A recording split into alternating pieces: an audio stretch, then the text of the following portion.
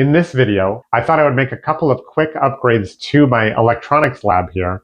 You can see in the background of that I've already upgraded the background of my screens to be a little bit more on brand, so that's kind of fun.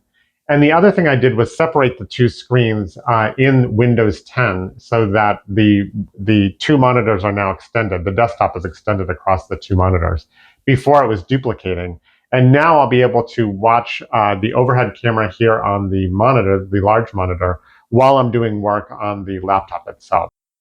The other thing I wanted to accomplish during this video was to attach a new USB-C cable to the USB hub that's attached to the laptop and run that up to the ring light camera mount so that I can have that cable attached permanently.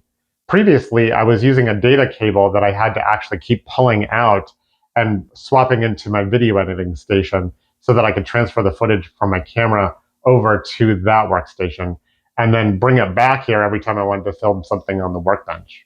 So the other thing that I did when I was running those cables was to run a micro USB cable to the back of the USB hub because that's how it's powered.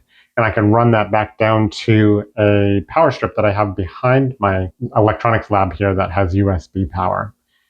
So the last thing to do here is to plug my personal phone into the camera mount and see if that's all working now.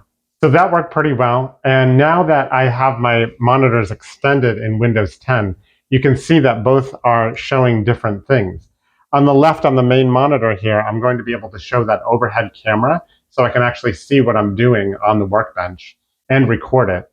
And in the laptop itself, I'll be able to do programming or other things that I'm trying to show you while I'm making videos. So this whole setup should make my life a whole lot easier. Today is day 10 of a 30-day challenge I gave myself to post a video to YouTube every day in the month of September. And I just wanted to give a quick shout out to Paul Kresh, who recommended that I buy pre-crimped cables so that I can finish the wiring harness on my CoinBot without having to do all that manual labor myself. I was not aware that you could buy them that way, but when I looked it up on Amazon, you can indeed. So that just saved me so much labor, and I'm really grateful for comments like that.